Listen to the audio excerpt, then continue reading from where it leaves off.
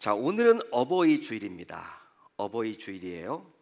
이 세상 모든 사람은 자식은 없어도 부모는 있습니다. 물론 어떤 사정으로 인해서 부모가 없이 혹은 부모와 떨어져서 자랄 수는 있겠지만, 그렇다고 해서 자식을 낳아주신 부모님이 계심을 부인할 수는 없죠. 5월은 가정의 달로서 지난 주일이 어떤 날이었습니까? 지난 주일이 어떤 주일이었어요? 어린이 주일이었고, 오늘은 이제 어버이 주일로 지킵니다.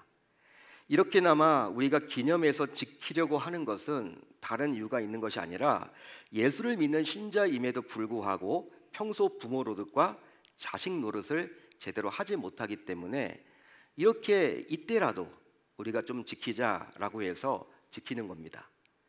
따라서 오늘 어버이 주일을 맞아서 다시 한번 자식인 우리가 부모님으로부터 받았던 그 사랑과 은혜를 기억하며 부모님께 한 걸음 더 다가가는 시간이 되었으면 좋겠습니다. 하지만 나를 낳아주시고 길러주신 부모님이 모두 돌아가셨다면, 그런 분들도 많이 계시겠죠. 그렇다면 교회를 포함한 우리 주변에 연로하신 어른들을 기억하는 시간으로 삼을 수 있기를 바랍니다. 자, 오늘은 시 한 편으로 말씀을 시작하겠습니다. 제가 시집을 읽는데요, 이렇게 주일날 시작한 경우들이 몇 번 없었던 것 같아요. 근데 오늘은 딱 오늘 말씀에 아주 이렇게 매치가 되는 시를 제가 발견했거든요. 혹시 여러분 나태주 시인이라고 아세요? 유명한 시인이죠. 이 시인이 어리신 어머니라는 시를 이렇게 썼습니다. 어리신 어머니. 제가 목소리는 좋지 않지만 저의 목소리에 귀를 기울이지 마시고 이 시 내용에 집중하시기를 바랍니다. 제가 읽어드릴게요. 어머니 돌아가시면 가슴 속에 또 다른 어머니가 태어납니다.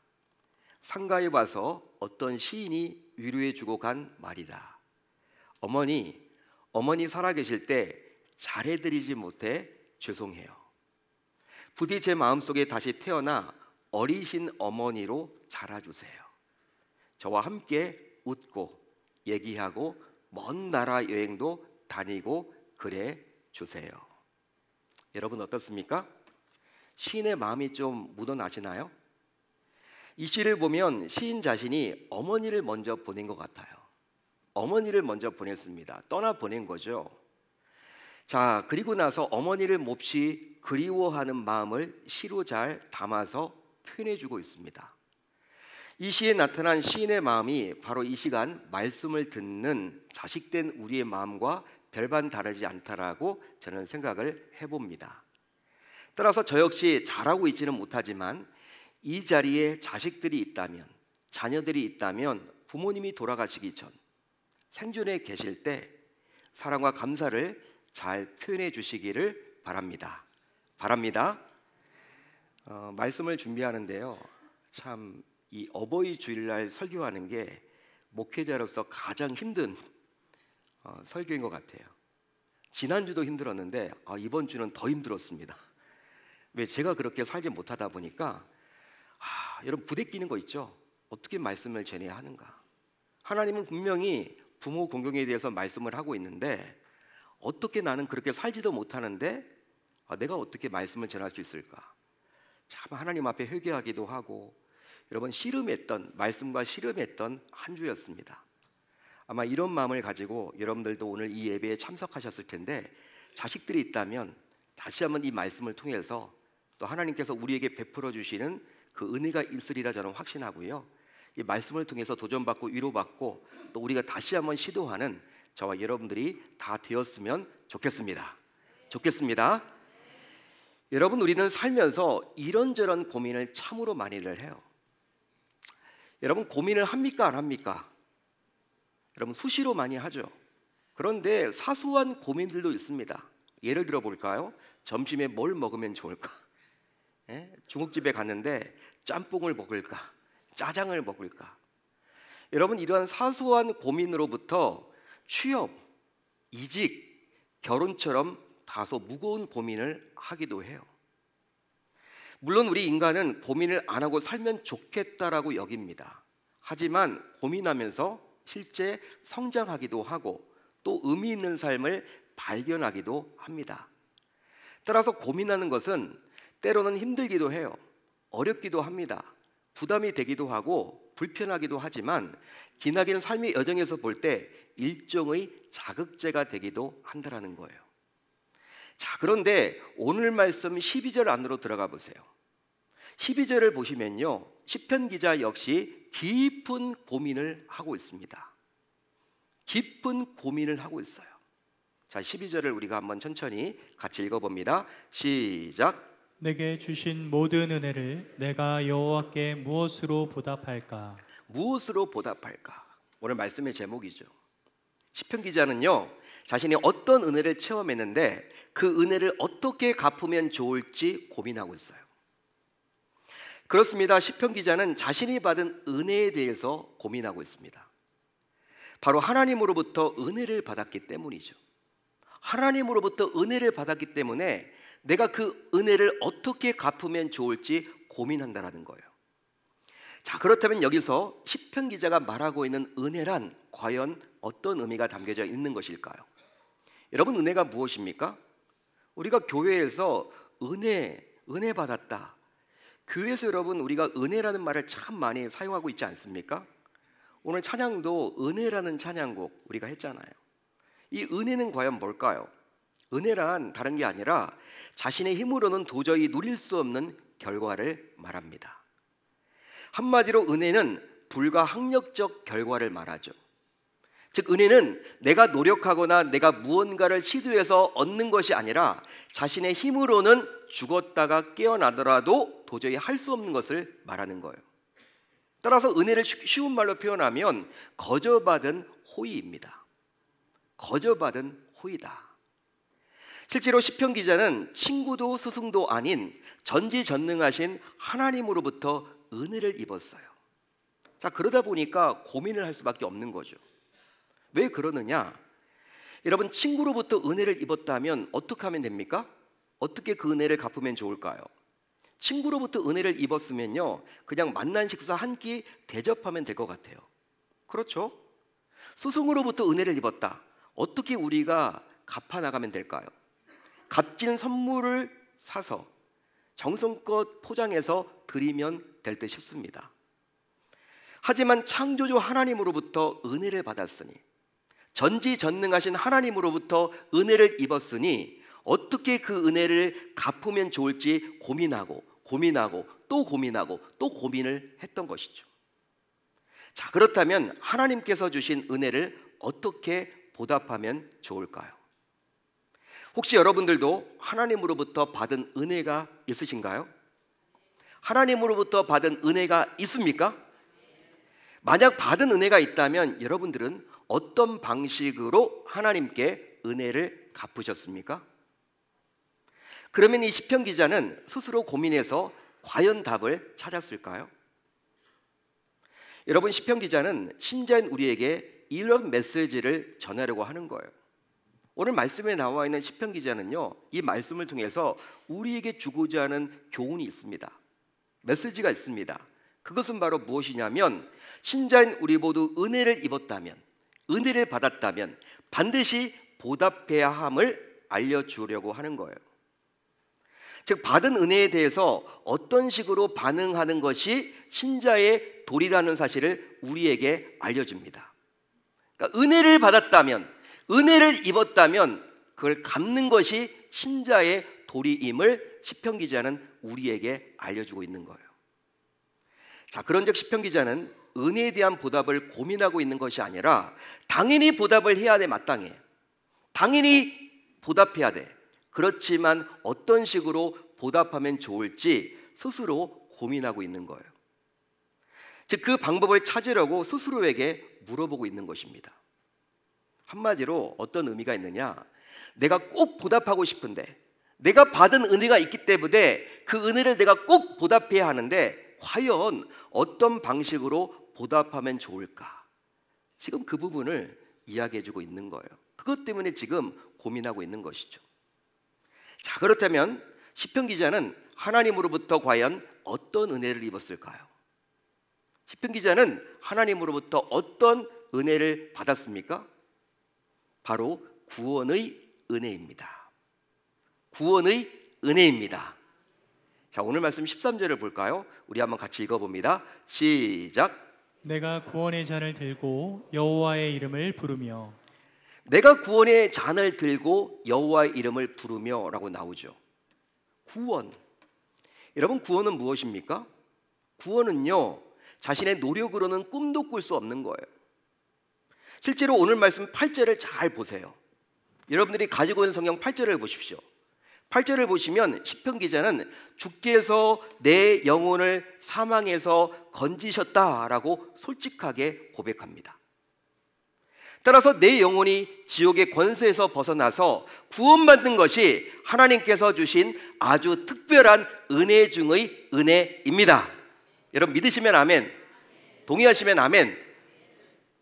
실제로 하나님께서는 내 영혼을 사망에서 건지시기 위해서 자신의 독생자인 예수를 십자가에 달려 죽이기까지 했어요. 여러분 이해가 되세요? 여러분들이 하나밖에 없는 자식이 있다고 칩시다. 아들이. 근데 그 아들을 죽이면서 남을 살리겠습니까? 이건 여러분 불가능하거든요. 우리 인간의 이성으로는요 이해가 잘 되지 않는 거거든요.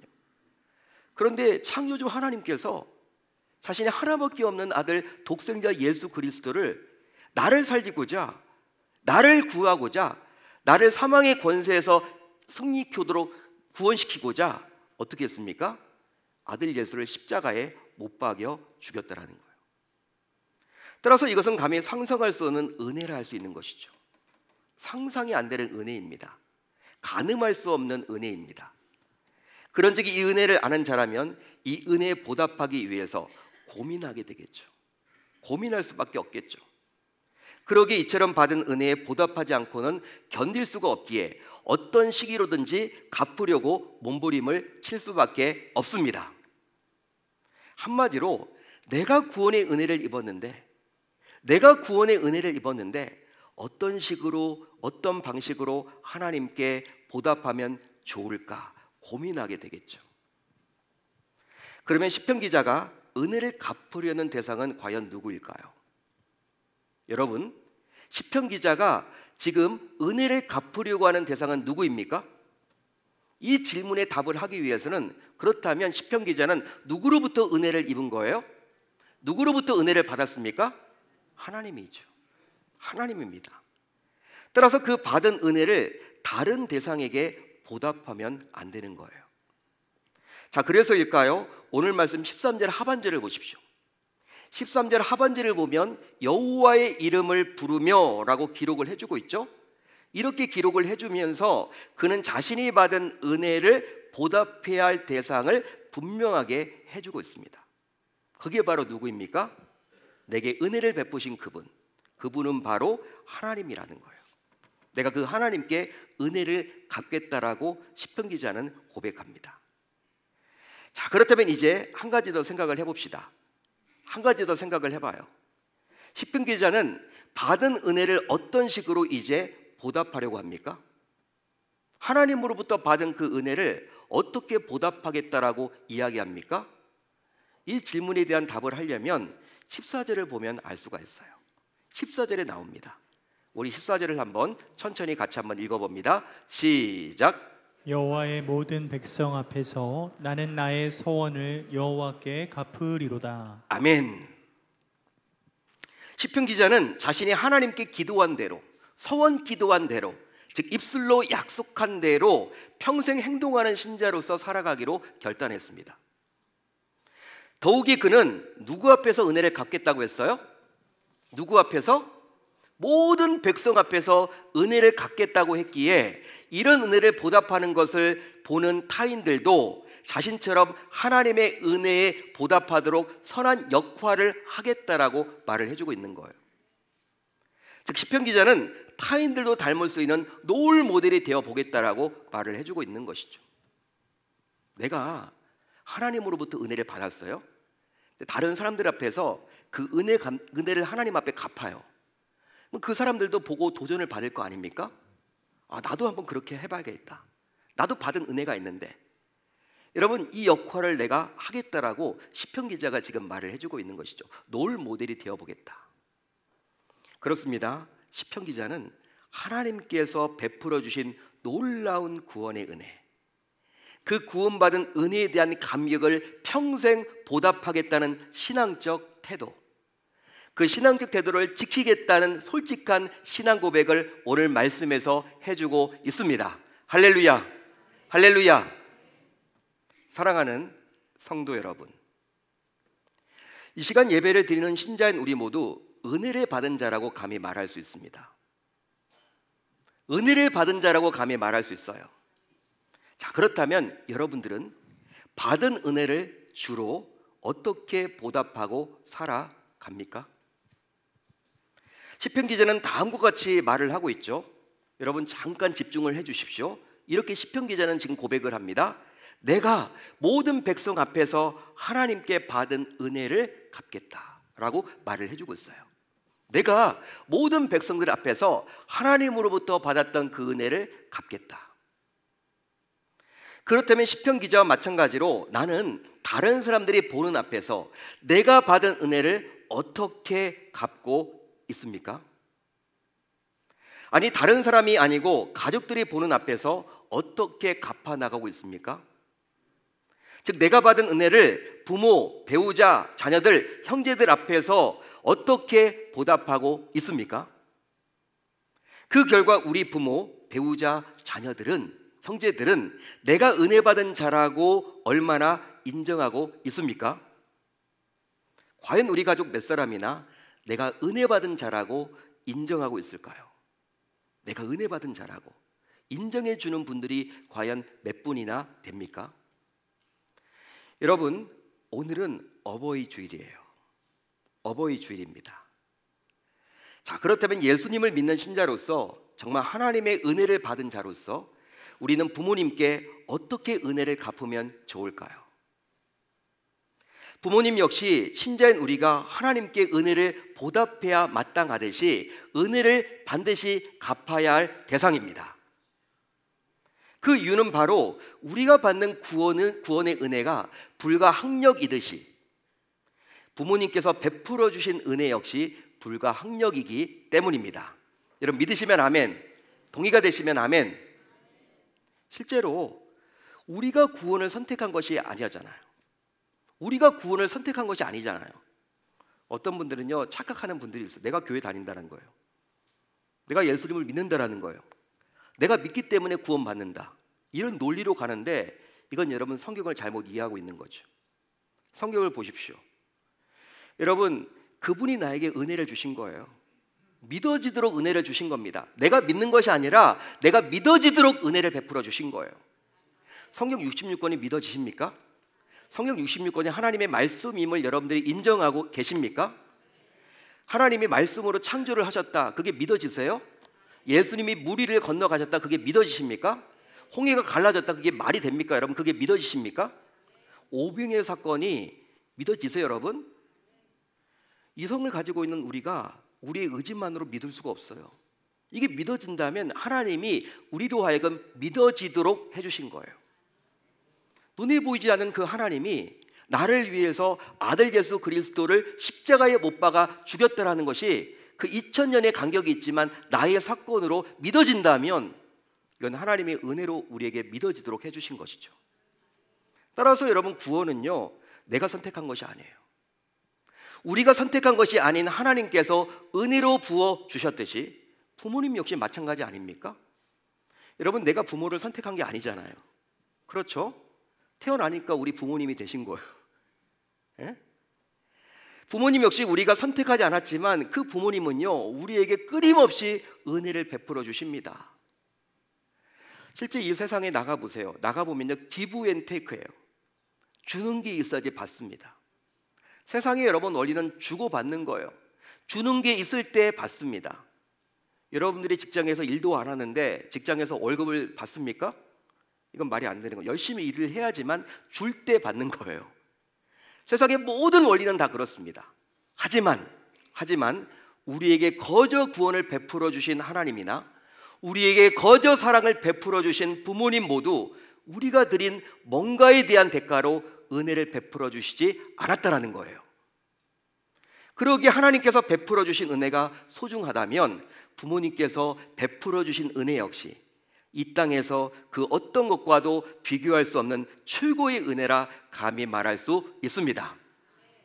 그런즉 신자인 우리 모두 하나님께 거저받은 구원의 은혜를 갚는 삶을 살아가야 하듯이 이제부터 부모로부터 받았던 은혜를 갚는 삶을 지속적으로 살아가야 할 줄로 믿습니다. 자, 그렇다면 어떻게 부모님께 은혜를 갚으면 좋을까요? 자식으로서 부모님께 어떻게 은혜를 갚으면 좋을까요? 바로 은혜를 보답하는 것은 생각으로만 그치면 안 됩니다. 생각으로만 그치면 안 되고 반드시 행함으로 보여줘야 하는 거예요. 시편 기자가 무엇으로 보답할까?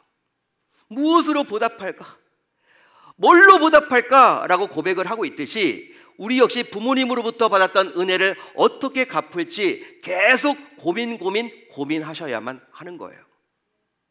즉 어떻게 갚을지, 곧 어떤 방식으로 갚을지에 대해서 진지하게 고민해야 합니다. 그렇게 함으로 우리의 형편이 닿는 대로 환경이 열려지는 대로 최선을 다해서 갚아야 할 줄로 믿습니다. 그렇습니다. 신자인 우리에게 있어서 하나님은요, 아버지세요. 하나님과 우리와의 관계는 우리의 아버지 되시죠. 하나님은 우리의 아빠, 아버지 되십니다. 그러기에 아버지인 하나님께서는 부모의 심정을 가지고 계십니다. 부모의 심정을 가지고 계세요. 부모님의 마음을 정말 알고 싶으시면 성경을 읽어보세요. 하나님의 마음이 곧 부모님의 마음이에요. 따라서 우리가 부모님께 어떻게 보답하는지를 보시고 하나님께서는, 아버지 되시는 하나님께서는 친히 우리에게 아버지의 심정으로 반응을 해주십니다. 이런 아버지의 심정을 알 수 있는 대표적인 성구가 바로 그 유명한 신명기 5장에 나와요. 중요한 말씀입니다. 십계명에 나와 있습니다. 신명기 5장 16절을 볼까요? 우리 한번 천천히 같이 한번 읽어봅니다. 시작. 너는 내 하나님 여호와께서 명령한 대로 내 부모를 공경하라. 그리하면 내 하나님 여호와가 내게 준 땅에서 내 생명이 길고 복을 누리리라. 아멘. 여러분, 어떻게 이 말씀을 주시면서 하나님의 심정이 좀 우리가 읽어볼 때 느껴지십니까? 하나님의 마음이 좀 보이세요? 이 말씀을 읽어 내려가면서 이 구절을 통해서 신자인 우리가 정말 부모에게 잘하기를 원하는 하나님 아버지의 심정이 조금이나마 느껴지십니까? 우리 하나님께서는 분명히 신자인 우리에게 이 땅에서 잘되고 장수하는 복을 주시겠다고 약속하고 있어요. 근데 아무나 받을 수 있는 것이 아니라, 신자가 되었다고 해서 받을 수 있는 것이 아니라 바로 부모를 공경하는 자에게 주시겠다고 약속해 주십니다. 그런즉 신자라면 우리 모두 하나님으로부터 가장 큰 은혜인 구원을 받았기에 은혜를 갚아야 하듯이 부모님으로부터 가장 큰 은혜인 태어남과 양육을 받았기에 그 은혜를 반드시 보답해야 합니다. 설령 다른 사람과 달리 비록 힘겨운 부모 밑에서 불우하게 자랐더라도 간혹가다 이런 분들이 있잖아요. 부모님이 나에게 해준 게 뭐야? 가난한 집안에서 내가 태어나서 나를 제대로 학원도 보내준 것도 아니고 학교조차도 공부를 시키지 않았는데 부모님이 나에게 해준 게 뭐야? 이렇게 불만을 늘어놓은 분들이 있어요. 불평하는 분들이 있어요. 그런 이야기를 들으면요, 이해가 되기도 하지만 잘 한번 생각을 해보시라고요. 불우하게 자랐더라도, 어려운 환경 속에서 자랐더라도, 부모로부터 어떤 도움도 받지 못했더라도 나를 태어나게 해주신 것이 가장 큰 은혜 아닐까요? 여러분, 내가 지금 살아있잖아요. 살아있기 때문에 그런 불평과 불만도 할 수 있는 것 아닙니까? 내가 이 땅에 존재하기 때문에 그런 불평도 내가 할 수 있는 거 아닌가요? 부모님이 나를 낳아주셨기 때문에 그렇게 할 수 있는 것 아닌가요? 따라서 나를 있도록 해주신 것이 가장 큰 은혜이기에 그 은혜를 기억하며 부모님께 보답할 수 있어야 할 줄로 믿습니다. 믿습니다. 혹시 여러분들은 결초본이란 고사성어를 들어보셨습니까? 바로 풀을 묶어 은혜를 갚다라는 뜻이에요.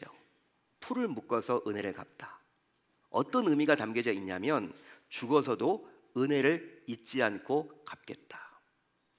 같은 뜻으로 백골난망 같은 뜻입니다. 반대되는 고사성어로 무엇이 있습니까? 배은망덕. 은혜를 잊어버리는 거죠. 참 그런데 안타까운 점은 하나님을 잘 믿는 신자이기에 하나님의 은혜가 대단한 줄 잘 알면서도 정작 부모님으로부터 받은 은혜를 기억하지 못하고 오히려 부모님을 함부로 대하거나 심지어 받은 은혜를 잊어버린 경우도 있습니다. 너무나 안타까운 일이죠. 한마디로 잘못된 신앙을 가지고 살아가는 신자들이 있더라는 거예요. 하지만 분명한 것은 하나님을 믿는 신자인 우리는 이제부터 세상 불신자들보다도 더 부모님으로부터 받았던 은혜를 기억하고 그 은혜를 갚는 데 힘써야만 할 줄로 믿습니다. 세상 사람들도 부모님에게 효를 하잖아요. 우리는 더 잘해야 돼요. 우리는 더 생전에 잘해야 합니다. 세상 사람들은 부모님 돌아가시고 나서 더 잘해.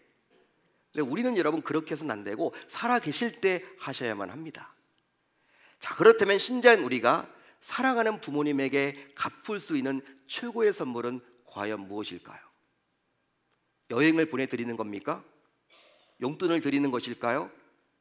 최고의 선물이 뭘까요? 내가 받은 그 은혜를 갚을 수 있는 최고의 선물은 뭘까요? 만약 아직도 예수를 모르는 부모라면 더 늦기 전에, 후회가 생기기 전에 부모에게 예수를 전해서 부모가 복음을 알도록 힘써야만 하겠습니다. 이게 가장 큰 복이에요. 이게 가장 큰 복입니다. 복음이 여러분 가장 큰 복된 소식이에요. 부모님이 예수를 모르는데 다른 거 여러분 드려봤자 뭘 소용이 있습니까? 여러분 복음을 듣도록 해서 복음을 알도록 해서 복음을 받아들이도록 하는 거, 여러분 그것이 가장 큰 축복이요 선물입니다. 또 이미 예수를 알고 믿는 부모라면 노후에도 끊임없이 신앙에서 도태되지 않도록 부모님의 건강과 성령 충만을 위해서 관심을 가지고 끊임없이 중보 기도를 하셔야만 하겠죠. 말씀을 준비하면서 저도 참 찔림이 있었어요. 나도 그렇게 살지 못하는데, 나도 정말 이렇게 살지 못하는데 참 아쉬움도 많이 남고 그렇습니다. 여러분 솔직히 한번 생각을 해보세요. 자녀들을 위해서 기도하는 시간이 많습니까? 부모님을 위해서 기도하는 시간이 많습니까? 저도 자녀들이 더 많았어요. 3남매를 위해서는요 빠짐없이 기도하는데 매일매일 부모님 4분이 계시는데, 장인 장모님까지 해서 4분이 계시는데 이 부모님을 위해서 이제 점점 나이가 높아지면서 몸도 아파지시고 여러 가지 힘든 것들도 많이 있을 텐데 우리 부모님들을 위해서 기도하는 시간을 많이 갖지 못했어요. 참 찔림이 오더라고요. 말은 이렇게 저도 하지만 저도 잘 안 되더라는 것이죠. 우리가 자녀들을 위해서는 얼마나 눈물로 지새우며 기도합니까? 그렇지만 정말 이제 얼마 남지 않은 부모님을 위해서는 기도하지 않지 않습니까? 여러분 참 우리가 부끄러운 모습들을 민낯을 볼 수밖에 없지 않습니까? 그렇지만 분명한 것은 우리 부모님을 위해서 우리가 더욱더 기도해야만 한다는 거예요. 그런즉 시편 기자가 내가 하나님께 무엇으로 보답할까? 내가 하나님께 무엇으로 보답할까라고 고백했듯이 이제 어버이 주일을 맞아 신자인 우리 모두 내가 부모님께 무엇으로 보답할까라고 끊임없이 물으면서 계속해서 은혜를 갚아 나가야 할 줄 우리 주님의 이름으로 축원합니다. 그렇게 살아보겠다라고 결단하고 다짐하는 저와 여러분들이 다 되실 수 있기를 바랍니다.